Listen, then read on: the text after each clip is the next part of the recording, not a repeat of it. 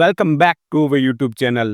તો આજના વિડીયોમાં આપણે સાદા વર્તમાન કાળના વાક્યો બનાવતા શીખીશું. તો ચાલો શરૂઆત કરીએ.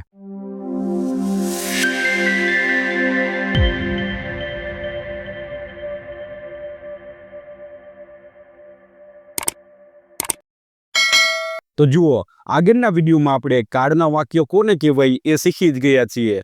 અને કાળના વાક્યો કોને કહેવાય, સાથે સાથે મોડલ વર્બના વાક્યો હોય તો શું ફેરફાર હોય, એ બધું આપણે જોઈ ગયા છીએ આગળના વિડીયોમાં. જો તમે હજી તે વિડીયો ન જોયો હોય તો સૌથી પહેલાં તમે એ વિડીયો જોઈ લેજો. તો ફરી પાછો તમને એક વખત યાદ કરાવી દઉં કે કાળના વાક્યો એટલે કેવા વાક્યો. તો કાળના વાક્યો એટલે એવા વાક્યો કે જેમાં સબ્જેક્ટ કોઈ પણ કામ કરતો હોય અને ન કરતો હોય તો સિમ્પલ સેન્ટેન્સ, જો કરતો હોય તો કાળના વાક્ય. એકદમ ઇઝી જ છે, તમને ખબર જ હશે. તો જુઓ, કાળ એટલે શું થાય? સમય. અને સમયને 3 ભાગમાં વહેંચવામાં આવ્યો છે, તમને ખબર જ હશે. એક વર્તમાનનો સમય કે જે અત્યારે ચાલી રહ્યો છે એટલે જ આખો દિવસ એવું નહીં, પરંતુ અત્યારે જે ક્ષણ, અત્યારે જે સમય ચાલી રહ્યો છે ને, અત્યારે હું જે બોલી રહ્યો છું ને, એ વર્તમાન સમય કહેવાય. 1 સેકન્ડ પહેલા હું શું બોલી ગયો એને પણ આપણે ભૂતકાળ જ કહીએ છીએ. એટલે કે વર્તમાનનો સમય એટલે કેવો સમય? જે અત્યારે ચાલી રહ્યો છે તે ક્ષણ, તે સમય. અને બીજો ભાગ ભૂતકાળનો સમય. તો ભૂતકાળનો સમય કોને કહેવાય? જે વીતી ગયેલો સમય હોય એને આપણે ભૂતકાળના સમય તરીકે ઓળખીએ છીએ. અને ભવિષ્યકાળનો સમય કે જે હજી આવવાનો બાકી છે, આગળના સમયમાં આવશે, તો એને ભવિષ્યના સમય તરીકે આપણે ઓળખીએ છીએ. તો જુઓ, કોઈ પણ વાક્ય હશે ને એ આ ત્રણેય સમયમાંથી હશે. તો જુઓ, તમને બધાને ખબર હશે કે આ ત્રણેય કાળમાં ટોટલ 4 પ્રકાર પડે છે. એક સિમ્પલ ટેન્સના વાક્યો એટલે શું? રોજબરોજની જે ક્રિયાઓ બનતી હોય એને આપણે શેમાં સમાવેશ કરીશું? સાદા કાળમાં. જો વર્તમાન સમયમાં બનતી હોય તો એને સાદો વર્તમાન કાળ કહેવાય. ભૂતકાળના સમયમાં બની ગઈ હોય તો એને સાદો ભૂતકાળ કહેવાય. અને ભવિષ્યના સમયમાં બનશે તો એને સાદો ભવિષ્યકાળ કહેવાય. એ આપણે આગળ શીખીશું ડિટેલમાં. અને ત્યારબાદ બીજો પ્રકાર છે કોન્ટિન્યુઅસ ટેન્સ એટલે કે ચાલુ કાળ. એટલે કે જેમાં કોઈ ક્રિયા થઈ રહી હોય, અત્યારે તે કામ ચાલુ હોય તો એને આપણે ચાલુ કાળમાં સમાવેશ કરીશું. ત્યારબાદ પૂર્ણકાળ. તો પૂર્ણકાળમાં એવી ક્રિયાઓ હશે જે પૂરી થઈ ગઈ હશે. જો વર્તમાન સમયમાં પૂરી થઈ ગઈ હોય તો પૂર્ણ વર્તમાન કાળ કહેવાય. અને જો ભૂતકાળના સમયમાં પૂર્ણ થઈ ગઈ હતી તો એને આપણે શું કહીશું? પૂર્ણ ભૂતકાળ કહીશું. એવી જ રીતે આ ત્રણેય કાળમાં આપણે આ 4 પ્રકારને જોઈશું. એટલે કે વર્તમાન કાળમાં 4 પ્રકાર, ભૂતકાળમાં 4 પ્રકાર અને ભવિષ્યકાળમાં પણ આપણે 4 પ્રકારના વાક્યો બનાવતા શીખીશું. આપણે શું શીખવાનું છે? વાક્યો બનાવતા. કાળ તો તમને ખબર જ હશે, જેવી રીતે તમે શીખ્યા છો એવી રીતે તમને ખબર જ હશે, પરંતુ આપણે શું કરવાનું? વાક્યો બનાવતા. કેવી રીતે? એકદમ ઇઝી રીતે, ગુજરાતી ટુ ઇંગ્લિશ ટ્રાન્સલેશન પ્રમાણે. એકદમ હું તમને ગુજરાતીમાં શીખવાડીશ અને વાક્ય જોઈને જ તમને ખબર પડી જશે કે આ વાક્ય કયા કાળમાં છે. શેના ઉપરથી શીખવાનું? તો ક્રિયાપદ ઉપરથી. હમણાં આપણે જોઈએ ત્યારે તમે જોઈજો, એકદમ ઇઝી રીતે જો તમને શીખવાડીશ, તમારે કંઈ પણ ગોખવું નહીં પડે. અને ત્યારબાદ તમે જેવી રીતે શીખાઈશું એનું પણ આપણે કમ્પેરિઝન કરીશું અને પછી તમે જ કહેશો કે આ રીતે એકદમ ઇઝી છે. તો ચાલો હવે આપણે થોડુંક આગળ જોઈએ. તો જુઓ, આ વિડીયોમાં આપણે સાદા વર્તમાન કાળ વિશે જોઈશું. સૌથી પહેલાં આપણે સાદા કાળ જોઈશું, ત્યારબાદ ચાલુ કાળ અને ત્યારબાદ આપણે પૂર્ણ કાળ જોઈશું. તો સૌથી પહેલાં સાદો વર્તમાન કાળ એકદમ ઇઝી રીતે જ શીખવાડીશ. ગુજરાતીમાંથી અંગ્રેજી કેવી રીતે બનાવવું એ રીતે જ આપણે શીખીશું. એટલે કે આપણે જે કાળ શીખવાના છે એ કઈ મેથડથી શીખવાના છે? ગુજરાતી ટુ ઇંગ્લિશ ટ્રાન્સલેશન પ્રમાણે. એકદમ ઇઝી રીતે તમે જોઈને જ કહી શકશો. તો જુઓ, સૌથી પહેલાં આપણે સાદો વર્તમાન કાળ જોઈશું અને ત્યારબાદ આપણે 3 સાદા કાળ જોઈશું. અને આપણે એકદમ Gujarati two English translation method પ્રમાણે શીખવાના છે.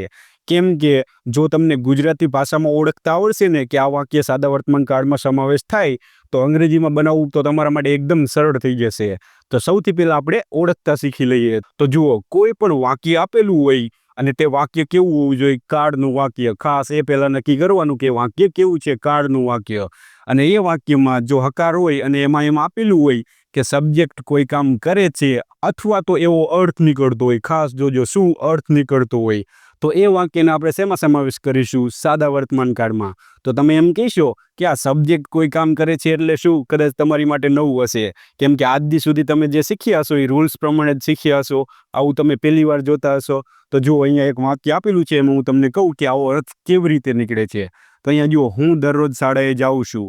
તો અહીંયા જો ક્રિયાપદ આપેલું છે એટલે વાક્ય કેવું છે? કાળનું વાક્ય છે. અને સબ્જેક્ટ કોણ છે?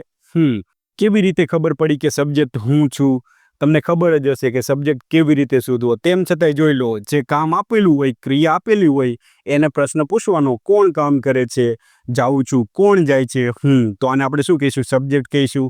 હવે જુઓ, આ આપણો સબ્જેક્ટ છે અને અહીંયા જો કામ આપેલું છે, તો આ કામ કરે છે એવો અર્થ નીકળે કે નહીં? નીકળે. કેમ? કેમ કે આ જાઉં છું એના બદલે તમે કોઈ પણ કામ લઈ લો, જેમ કે હું આવું છું તો પણ સબ્જેક્ટ કામ કરે છે એમ આપેલું છે.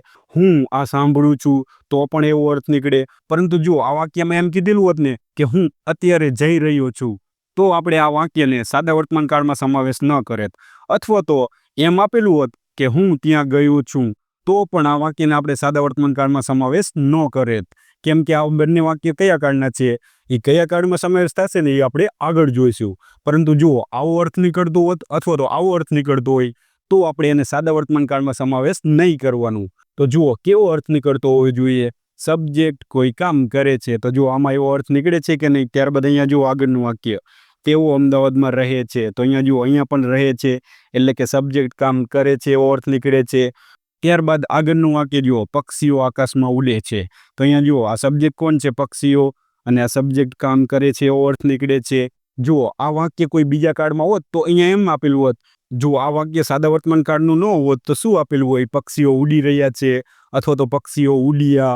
જો આવું કંઈક ક્રિયાપદને લાગીને આવેલું હોત અથવા તો આવા કંઈક શબ્દો આવેલા હોત તો આને આપણે સાદા વર્તમાન કાળમાં સમાવેશ ન કરેત. પરંતુ અહીંયા શું આપેલું છે? સબ્જેક્ટ કોઈ કામ કરે છે. કેમ કે સબ્જેક્ટ કોણ છે? પક્ષીઓ. પક્ષીઓ સબ્જેક્ટ છે એટલા માટે હું એને સબ્જેક્ટ કહી દઈશ. અને કામ શું આપે છે? ઉડવાનું. તો સબ્જેક્ટ કામ કરે છે એવો અર્થ નીકળે છે. તો આવી રીતે આપણે ચેક કરવાનું કે વાક્યમાં કેવો અર્થ નીકળે છે. ત્યારબાદ આગળનું વાક્ય જુઓ, સૂર્ય પૂર્વમાં ઉગે છે. તો અહીંયા સબ્જેક્ટ કોણ છે? સૂર્ય. કેમ કે કામ કરે છે ઉગવાનું. અને જુઓ, કામ શું થાય છે? ઉગે છે એટલે કે સબ્જેક્ટ કામ કરે છે એવો અર્થ નીકળે છે. તો જુઓ, આ બધા જ વાક્યમાં કેવો અર્થ નીકળે છે? સબ્જેક્ટ કોઈ કામ કરે છે. માટે આ વાક્યોને શેમાં સમાવેશ કરીશું? સાદા વર્તમાન કાળમાં. એકદમ ઈઝી જ છે ને? તો જુઓ, એકદમ ઈઝી જ છે ને? ક્રિયાપદને જોઈને જ ખબર પડી જશે કે વાક્ય કયા કાળનું છે.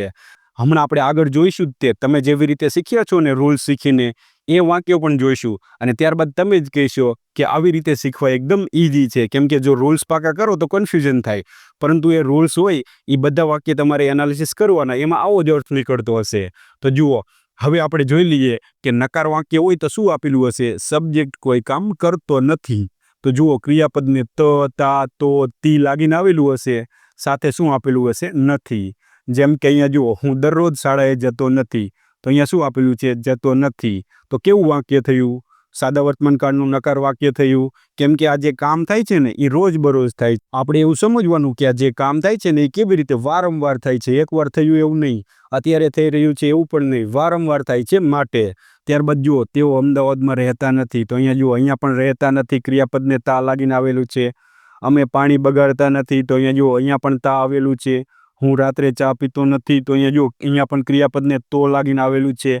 તો નકાર વાક્ય તો એકદમ ઈઝી જ છે. હકાર વાક્ય પણ એકદમ ઈઝી જ છે. તો હવે તમને ખબર પડી ગઈ હશે કે સબ્જેક્ટ કોઈ કામ કરે છે એવો અર્થ ક્યારે નીકળે. જો હજી ન ખબર પડી હોય તો બીજી વાર જોઈ લેજો. કન્ફ્યુઝન હોય તો કોમેન્ટ બોક્સમાં જણાવજો. તો હવે આપણે આગળ જોઈ લઈએ. તો જુઓ, હવે આપણે શું કરશું? તમને અત્યાર સુધી જેટલા નિયમો શીખવાડ્યા છે તે કે વર્તમાન કાળમાં આટલા નિયમો પાકા કરો, આમાં જે સમાવેશ થતો હોય એ વાક્ય વર્તમાન કાળમાં સમાવેશ થાય. તો એ બધા નિયમો આપણે જોઈશું. જેમ કે જુઓ, અત્યારે આપણે આવી જ રીતે અંગ્રેજી શીખીએ ને તો કદાચ તમને અત્યારે આવડી ગયું હોય, કેમ કે બધા એવી રીતે જ શીખવાડે છે. અથવા તો તમને આગળ પણ નહીં આવડે કેમ કે આવી રીતે જ શીખવાડશે. તો આપણે શું કરવું જોઈએ? કંઈક અલગ કરવું જોઈએ. જેવી રીતે હું અલગ રીતે શીખ્યો છું હિન્દી ટુ ઇંગ્લિશ, એવી રીતે તમે જો આવી રીતના ગુજરાતી ટુ ઇંગ્લિશ શીખશો ને તો તમને પણ બધા જ વાક્યો બનાવતા આવડશે. તો જુઓ, સૌથી પહેલો નિયમ તમને આવો શીખવાડ્યો છે કે રોજિંદી ક્રિયાઓ એટલે કે ડેઇલી એક્ટિવિટીઝનો સમાવેશ શેમાં થાય? સાદા વર્તમાન કાળમાં થાય.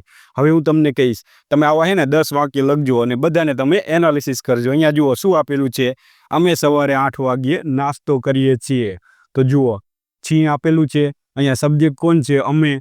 અહીંયા અમે સબ્જેક્ટ છે એટલા માટે છી આપેલું છે. અથવા તો અહીંયા જો હું એમ લખી દઉં કે હું સવારે 8 વાગ્યે નાસ્તો કરું છું. તો જુઓ, સબ્જેક્ટ કોઈ કામ કરે છે એવો અર્થ નીકળ્યો કે નહીં? નીકળે જ તે. આ બધા જ વાક્યોમાં આવો અર્થ નીકળતો હશે. સબ્જેક્ટ કોઈ કામ કરે છે. આપણે અહીંયા શું જોવાનું? સબ્જેક્ટ. અહીંયા આપણે ક્રિયાપદ જોઈશું. તો ક્રિયાપદને શું આવેલું હશે? સબ્જેક્ટ કોઈ કામ કરે છે. તો જુઓ, આ બધા જ વાક્યોમાં કેવો અર્થ નીકળતો હશે? સબ્જેક્ટ કોઈ કામ કરે છે. જેમ કે હું 10 વાગ્યે સ્કૂલે જાઉં છું. તો એમાં સબ્જેક્ટ કોઈ કામ કરે છે. પરંતુ અત્યારે જઈ રહ્યો તો હું શું કહું? હું સ્કૂલે જઈ રહ્યો છું એવું આપણે બોલતા હોય, અથવા તો હું સ્કૂલે જઉં છું, પરંતુ એ ક્રિયા કેવી હોય, ચાલુ હોય, તો એ તમને જોઈને જ ખબર પડી જાય કે ક્રિયા ચાલુ છે. તો જુઓ, આ બધા જ રોજિંદી ક્રિયા એટલે કે ડેઇલી એક્ટિવિટીઝમાં જેટલા પણ વાક્યોનો સમાવેશ થતો હશે એમાં શું અર્થ નીકળતો હશે? સબ્જેક્ટ કોઈ કામ કરે છે. આગળથી તમારે એનાલિસિસ કરવાનું. ત્યારબાદ આપણે આગળનું જોઈશું. અને ત્યારબાદ બીજો નિયમ જુઓ, આવું તમને શીખવાડ્યું હશે, નિયમિત બનતી ક્રિયાઓ એટલે કે રેગ્યુલર એક્ટિવિટીઝ, જેમ કે તે દરરોજ દૂધ પીવે છે. તો અહીંયા જુઓ, સબ્જેક્ટ કોણ છે? તે. ક્રિયાપદ શું છે? પીવે છે. તો આ પણ કામ કરે છે એવો અર્થ નીકળે છે. કેવી રીતે? જેમ કે જુઓ, તે દરરોજ દૂધ પીવે છે. પરંતુ જુઓ, આ સાદો વર્તમાન કાળનું વાક્ય ન હોત, બીજો કોઈ કાળનું વાક્ય હોત તો એમ કીધું હોત કે તેણે દૂધ પીધું. જો ક્રિયાપદને આવું કંઈક લાગીને આવેલું હોત તો પાછો કાળ બદલાઈ જાત. પરંતુ અહીંયા કેવો અર્થ નીકળે છે? તે દરરોજ દૂધ પીવે છે. સબ્જેક્ટ કામ કરે છે. તો તમારે આવી બધી ક્રિયાઓ એનાલિસિસ કરવાની, વાક્યો એનાલિસિસ કરવાના, અને ત્યારબાદ જોવાનું કે કેવો અર્થ નીકળે છે.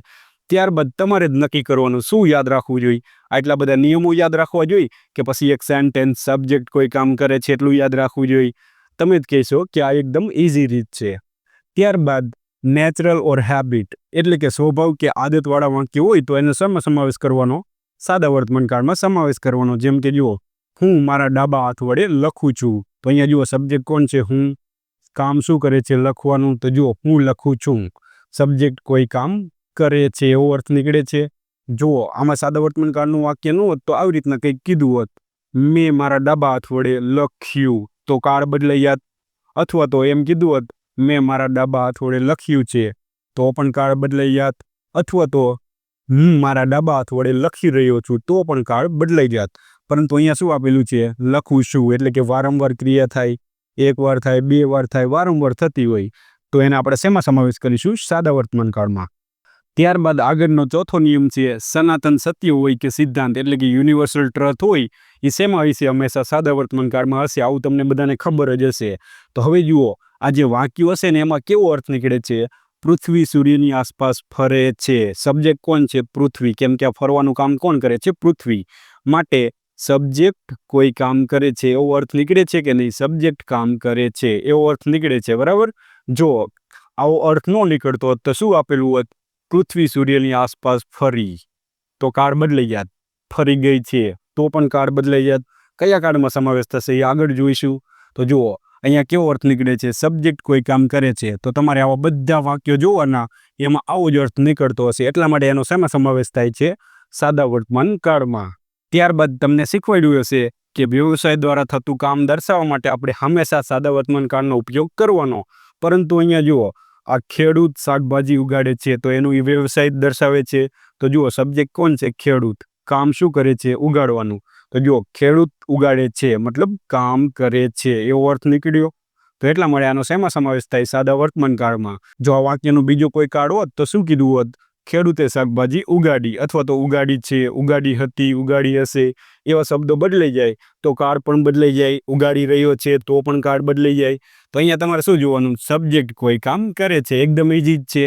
જો હવે આવા બધા વાક્યો તમારે એનાલિસિસ કરવાના, શું અર્થ નીકળતો હશે? સબ્જેક્ટ કોઈ કામ કરે છે. તો જો તમે આવતી રીતના શીખશો ને તો ક્રિયાપદ જોઈને તમને ખબર પડી જશે. તો વાક્ય ફટાફટ બનાવી શકશો. ફટાફટ બનાવી શકશો તો ફટાફટ બોલી પણ શકશો. ત્યારબાદ આગળનું જો, કહેવત સાથે, પ્રોવર્બ્સ કે સેઇંગ્સ એટલે કે કહેવતો સાથે હંમેશા કયો કાળ હોય? સાદો વર્તમાન કાળ. જેટલી પણ કહેવતો હોય કયા કાળમાં હશે? સાદા વર્તમાન કાળમાં. જેમ કે અહીંયા જુઓ, વાવે તે લણે, તો અહીંયા જુઓ યુ રીપ વોટ યુ શો. તો અહીંયા જુઓ, યુ સાથે કોઈ પણ એસ કે યસ લાગેલો નથી, એટલે કયા કાળમાં થાય? સાદા વર્તમાન કાળમાં. તો કહેવત છે એ તો તમને ખબર પડી જ જાય. આમાં કદાચ એવો અર્થ ન નીકળે કે સબ્જેક્ટ કોઈ કામ કરે છે, પરંતુ શું છે? કહેવત. તો આ તો આપણે યાદ રાખવું પડે. તો અમુક વાર આવું પણ આવશે. તો અહીંયા જુઓ, અહીંયા એવો અર્થ નહીં નીકળે કે સબ્જેક્ટ કોઈ કામ કરે છે, કેમ કે કહેવત છે. તો આપણે એક યાદ રાખવાનું કે કહેવત હોય તો શેમાં સમાવેશ થશે? સાદા વર્તમાન કાળમાં. ત્યારબાદ જો, પ્રાકૃતિક કે વારસાગત લાક્ષણિકતા દર્શાવવા માટે. તો અહીંયા જુઓ, વાક્ય આપેલું છે વૃક્ષ છાંયો અને ઓક્સિજન આપે છે. સબ્જેક્ટ કોણ છે? વૃક્ષ. અને શું કામ કરે છે? આપવાનું. એટલે કે કામ કરે છે એવો અર્થ નીકળે છે. માટે વાક્યનો શેમાં સમાવેશ થશે? સાદા વર્તમાન કાળમાં. અને આવો નિયમ પણ છે તો આનો સમાવેશ આમાં થાય છે, પરંતુ આનો અર્થ શું નીકળે છે? સબ્જેક્ટ કોઈ કામ કરે છે. તો આટલા બધા નિયમ યાદ રખાય કે પછી આ વાક્યમાં અર્થ શું નીકળે છે એ યાદ રખાય? તમે જ કહેશો કે અર્થ યાદ રખાય.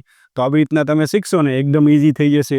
અહીંયા જુઓ એસ લાગેલું છે એટલે ખબર પડી જશે કે વાક્ય કયા કાળમાં લખેલું છે. ત્યારબાદ જુઓ ન્યૂઝપેપરની હેડલાઇન લખવા માટે તો આને આપણે યાદ રાખવું પડશે. કેવી રીતે ખબર પડશે? અહીંયા જુઓ એકનાથ ખડસે સન ઇન લો ગેટ્સ બેલ. અહીંયા જુઓ ગેટ આપેલું છે અને એસ લાગેલો છે કારણ કે થર્ડ પર્સન સિંગ્યુલર સબ્જેક્ટ છે. એટલા માટે તમને ખબર પડી જશે કે આ વાક્ય કયા કાળનું છે, સાદા વર્તમાન કાળનું. તો મોટાભાગે ન્યૂઝપેપરમાં જ્યારે પણ હેડલાઇન લખવાની હોય તો કયા કાળનો ઉપયોગ કરે છે? સાદા વર્તમાન કાળનો. ત્યારબાદ આગળનું વાક્ય જો અપવાદમાં આવશે નજીકનો ભવિષ્યકાળ દર્શાવવા માટે. અહીંયા જુઓ મારો ભાઈ કાલે આવશે. અહીંયા જો ક્રિયાપદને શે લાગીને આવેલું છે એટલે ખબર પડશે કે ભવિષ્યકાળનું વાક્ય છે. બરાબર, ભવિષ્યકાળનું જ વાક્ય લખેલું છે. તેમ છતાંય અંગ્રેજીમાં ક્યારેક કમ્સ એટલે કે સાદા વર્તમાન કાળમાં બનાવેલું હશે. કેમ કે આ નિયમ એવો છે નજીકનો ભવિષ્યકાળ દર્શાવવો હોય તો શેનો ઉપયોગ કરી શકીએ આપણે? સાદા વર્તમાન કાળનો. પરંતુ આ બધું ક્યાં પૂછાય? પરીક્ષામાં. પરંતુ આપણે તો શું કરવાનું છે? અંગ્રેજી બોલતા શીખવાનું છે. તો જ્યારે પણ આપણે બોલવાનું આવે ત્યારે તો કોમન બાબત હોય તો આપણે અમુક થોડીક બાબતો જ શીખવાની હોય. આ બધું પરીક્ષા માટે છે. તો અહીંયા જુઓ અહીંયા જેટલા પણ નિયમ હતા એ બધા નિયમ પૂરા થાય છે. તમે બધા નિયમમાં જોયું કે બધા વાક્યોમાં કેવો અર્થ નીકળે છે? સબ્જેક્ટ કોઈ કામ કરે છે. તો હવે તમે જ કહો શું યાદ રખાય? સબ્જેક્ટ કોઈ કામ કરે છે એટલું યાદ રખાય કે પછી આ બધા નિયમો આપણે પાકા કરાય?